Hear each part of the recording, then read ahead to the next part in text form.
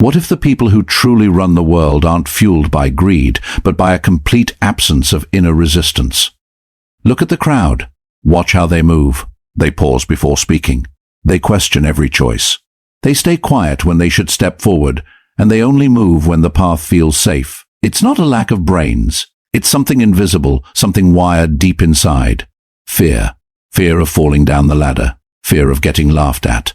Fear of failing. Fear of being alone in a room full of people. And this force doesn't just affect people. It writes their code. It decides when they open their mouths. It decides what they chase. It decides exactly how far they are allowed to go.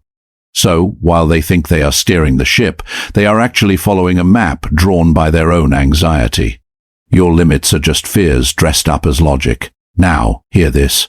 Real control starts exactly where those walls come down. Niccolo Machiavelli recognized that power isn't held by the loudest person. It's held by the one who knows what drives people and what paralyzes them. And nothing freezes a person faster than dread. This is why the masses are so easy to read. They dodge risk. They guard their reputation. They wait for a permission slip that never comes. But a rare few play a different game. They aren't braver. They aren't louder. They aren't more emotional. They are just unbothered. They don't bargain with anxiety. They don't manage it. They cut its wires completely. When that happens, the game changes. Their choices become sharp. Their moves become direct. Their presence becomes a wall no one wants to run into.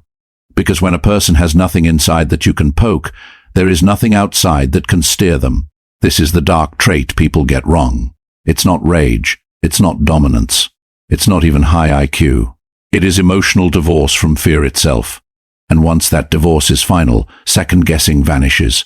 In this breakdown, you'll learn how fear secretly programs behavior, why 99% of people never break free, and what happens when you kill it at the root.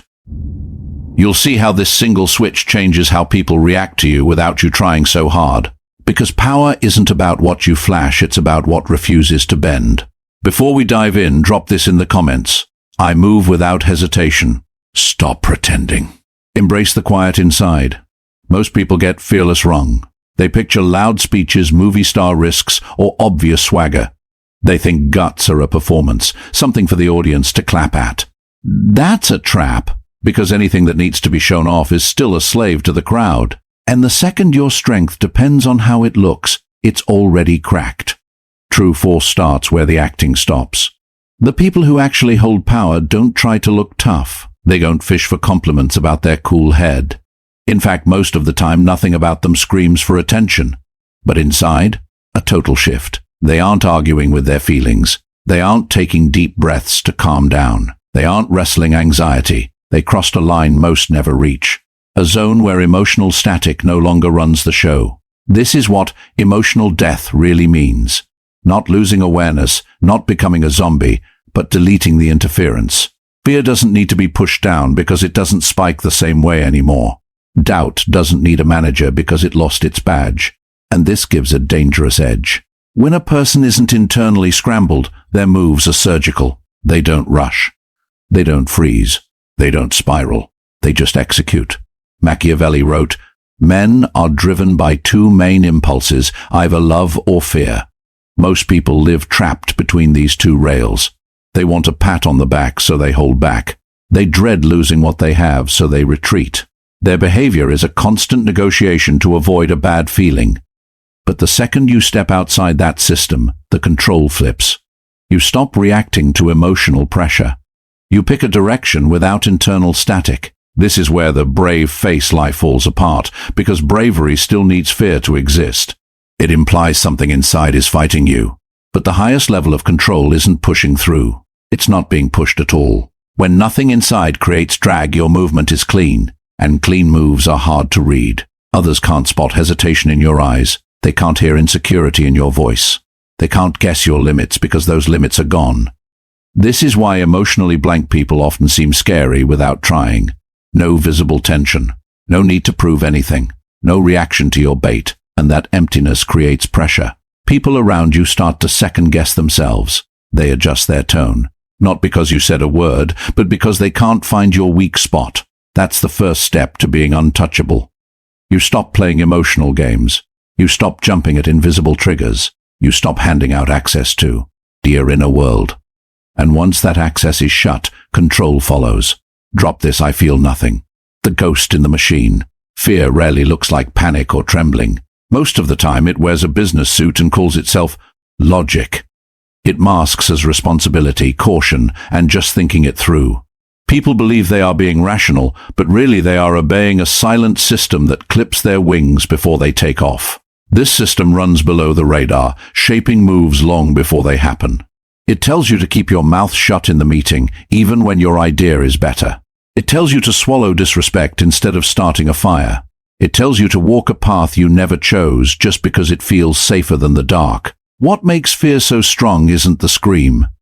It's the silence. When something runs you without you seeing it, you never think to fight it. You start calling it your personality, your style, your nature. But it's none of that. It's conditioning. From day one, people are trained to dodge consequences.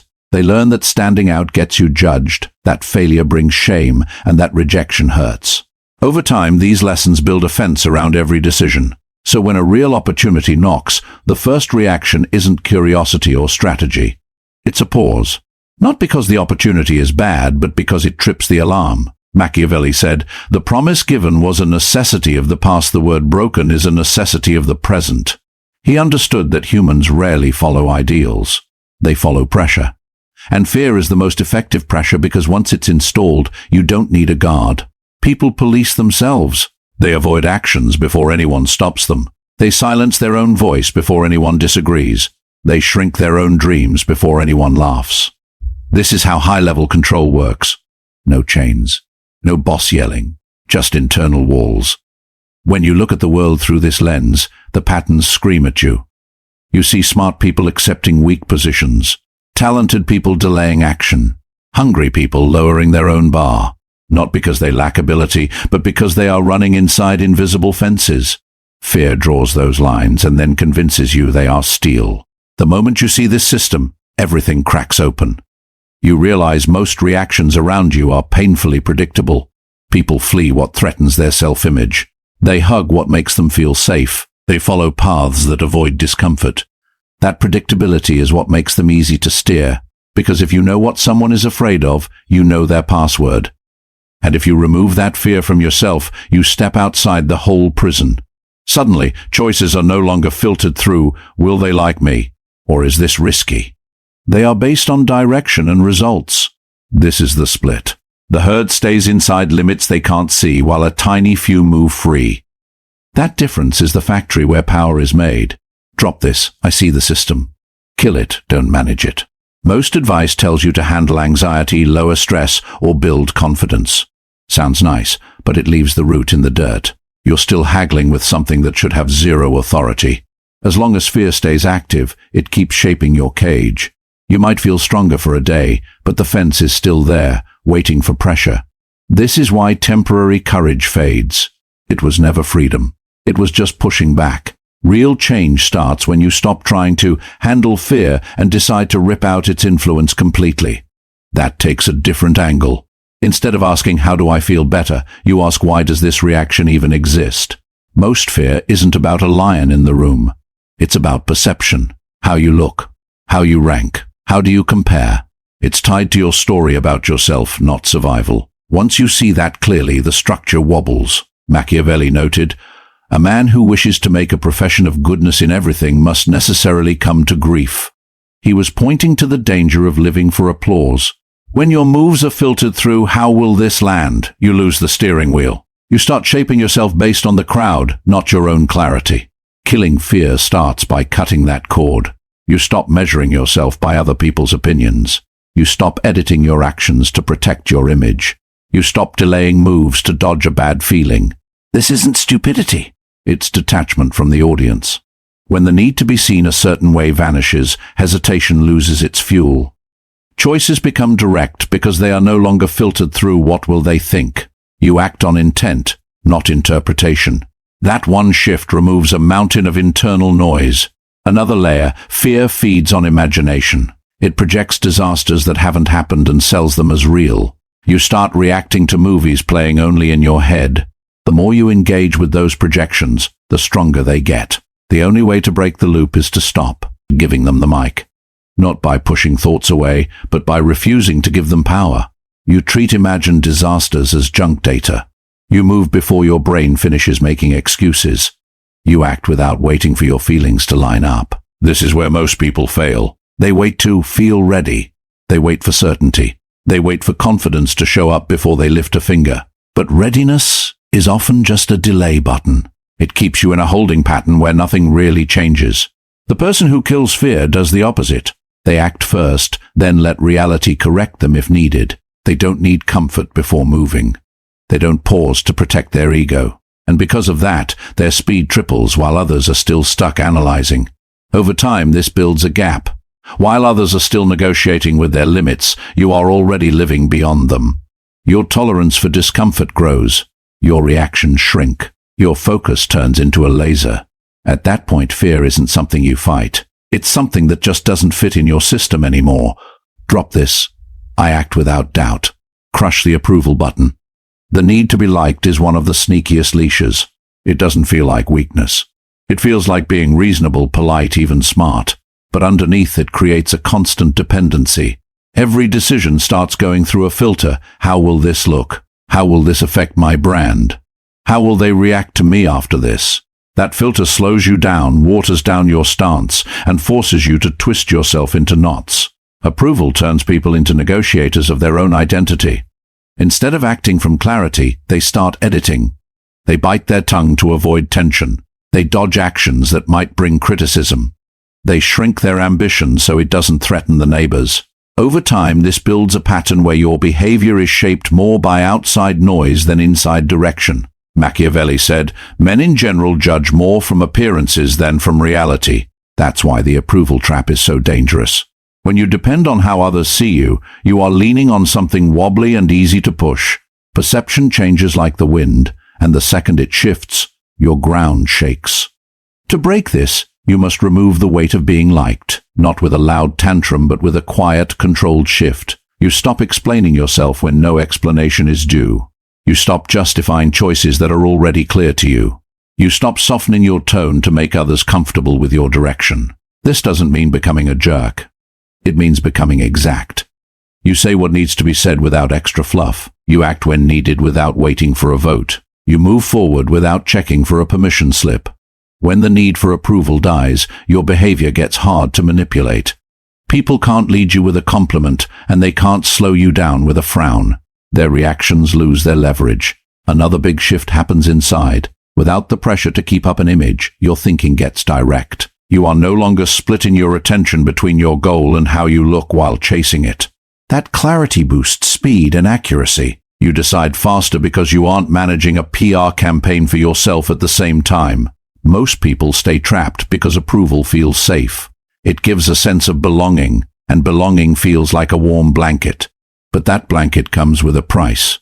It limits how far you'll go and what you'll risk. The moment you put acceptance first, you start operating inside walls built by others. The powerful play differently.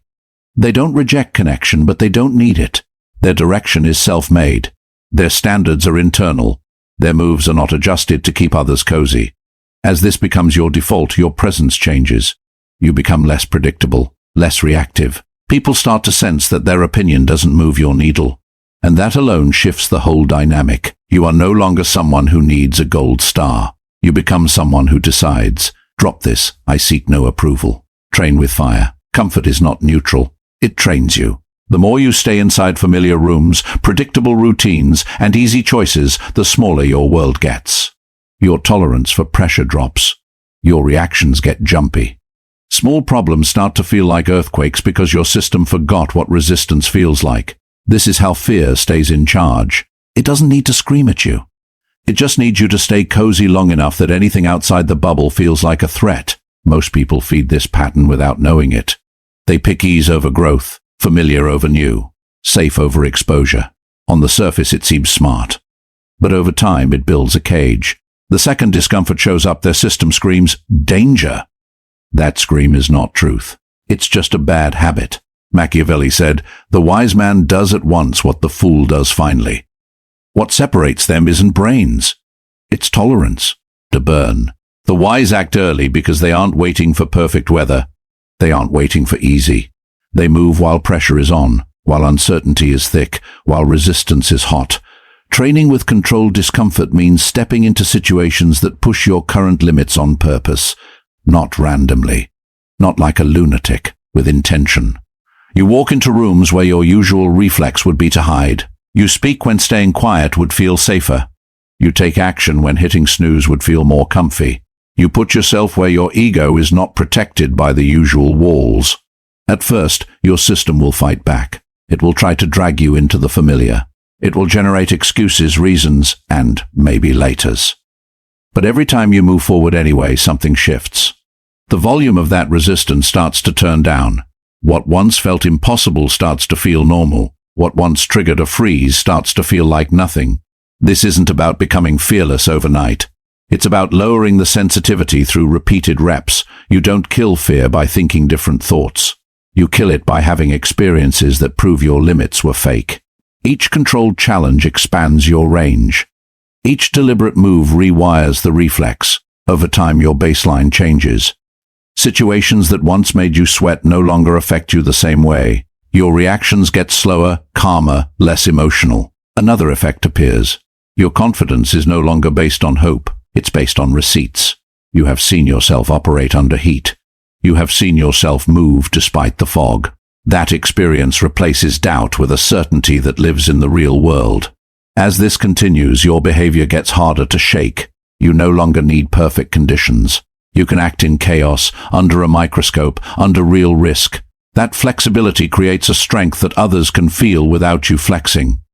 Most people avoid this road because it asks for sweat without an immediate prize, but that's exactly why it works. Few are willing to pay that price, which means few develop the capacity it builds. When you train in discomfort, you aren't just building a thicker skin. You are expanding your control. You are teaching your system that pressure is not a stop sign. It's just whether to move through. Let go of the outcome.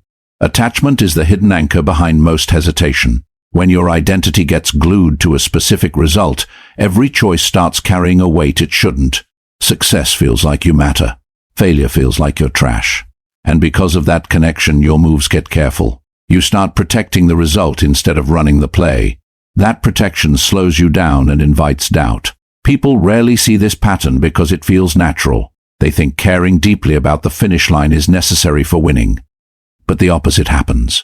The more attached you are, the more pressure you create, and pressure warps your judgment. It causes overthinking, delayed moves, and constant tweaking. Machiavelli wrote, "Fortune is a woman, and if you wish to keep her under, it is necessary to beat and ill-use her." The meaning isn't violence. It's about controlling your relationship with luck. Outcomes are things you can't fully predict. Trying to control them directly leads to frustration. Acting sharply without emotional glue gives you the edge. Detachment from outcomes means separating your worth from what happens after you act.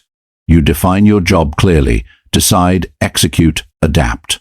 You do not define your value based on how the dice roll. When this split becomes stable, something shifts inside. The weight attached to each choice disappears. You no longer hesitate because there is nothing at stake for your ego. You aren't trying to prove you're special. You are just moving according to your heading. This creates a powerful effect. Your actions get faster and cleaner because they aren't filtered through the fear of falling. You can take smart risks without internal static. You can walk away when needed because you aren't emotionally chained to the result. Another advantage shows up in how others see you. Most people run with visible attachment. They show you what they want, what they're scared to lose, and what they're protecting. That makes them easy to read and easy to push around. When someone knows what you need, they can use it against you. But when you are detached, that weapon disappears. You aren't desperate for one specific outcome. You aren't dependent on a certain reaction. You aren't clinging to a single path. This unpredictability puts pressure on others. They can't read your priorities. They can't manipulate your hopes. They can't corner you by threatening a loss.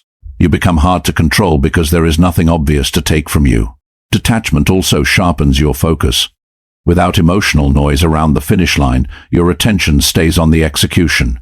You see situations as they are, not as you fear they might turn out. That clarity improves your decisions under heat. It's important to know that detachment is not the same as not caring. You still care about direction, progress, and results, but you aren't run by them. You act with intention. Then you let the chips fall without your stomach dropping. Over time, this builds a steady internal state. You aren't lifted to the moon by a win or crushed into the dirt by a loss.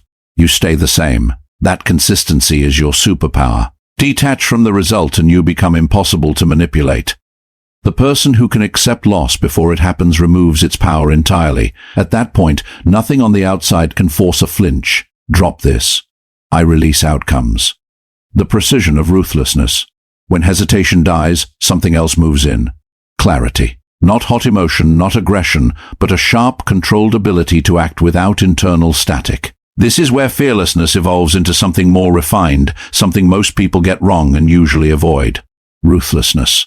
The word sounds ugly, but in its real form it has nothing to do with chaos or cruelty. It is the discipline of making choices without emotional noise when those choices need to be exact. Most people freeze at key moments because they are trying to protect something, an image, a relationship, a comfort zone. That freeze creates delay, and delay creates weakness. Not because the game is lost in that second, but because the window to act cleanly just slammed shut. Machiavelli said, "Injuries ought to be done all at one time, so that being tasted less, they offend less." He understood timing. When action is necessary, it must be done without dragging it out. Long hesitation does more damage than the action itself. Ruthlessness is the ability to act at the exact moment action is required, without softening the move to make it feel better. It means removing unnecessary delay. It means avoiding half measures. It means finishing what needs to be finished without internal haggling. This does not require being cruel. It requires being accurate. You identify what must be done based on direction and outcome, not on how it feels right now.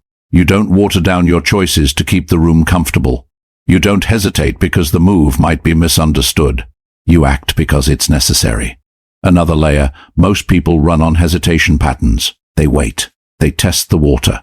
They look for reassurance. Then they act only when it feels safe. This creates a predictable rhythm. When you are predictable, you are easy to counter. Ruthlessness breaks that rhythm. Your actions are not delayed by comfort. Your choices are not adjusted by outside reactions. Your execution is not interrupted by doubt. This creates a presence that others can't map. They can't guess when you will move. They can't assume you will hesitate. They can't rely on emotional patterns to understand you. That unpredictability becomes pressure. People start to adjust their behavior around you, not because you force them, but because they sense you play a different game. There is no visible gap between your decision and your action, and that absence of delay creates authority. It's also important to understand restraint. Ruthlessness is not constant action. It is controlled application. You don't act for no reason. You don't start fights for fun. You wait when waiting is right. But when the moment arrives, you do not blink. This balance is what separates precision from impulsiveness. Over time, this approach changes how situations unfold around you. Opportunities get handled fast. Challenges get met head-on. Unnecessary complications shrink because you aren't letting them breathe through delay. You become efficient in environments where others create friction. And efficiency, when mixed with emotional detachment, creates a form of power that is very hard to fight. At this stage, fear is no longer in your system. And without fear, hesitation has no legs to stand on. Drop this. I act with precision. Become the shadow they feel. At this stage, the shift is finished. You are no longer focused on removing your own limits. That work is done. What emerges now is the external effect, not through force, not through volume, but through presence. Because when someone moves without hesitation, without visible stress, and without the need for a gold star, others start to change around them. They get careful. They get watchful. They start to police themselves without being told. This is how fear transitions from something that once owned you into something that now surrounds you. Machiavelli wrote, "It is much safer to be feared than loved, if one must choose." The meaning is often twisted. It's not about bullying or shouting. It's about stability. Fear creates consistency in how others act around you because it introduces consequences into their choices. When your behavior is hard to predict, your reactions are minimal, and your intentions are not easy to read, people, T.U. laughed, can't rely on their usual maps to understand you. And when people can't predict you, they start to adjust. They speak more carefully. They move more deliberately. They avoid taking unnecessary risks near you. This isn't because you are doing anything extreme. It's because you are not doing what they expect.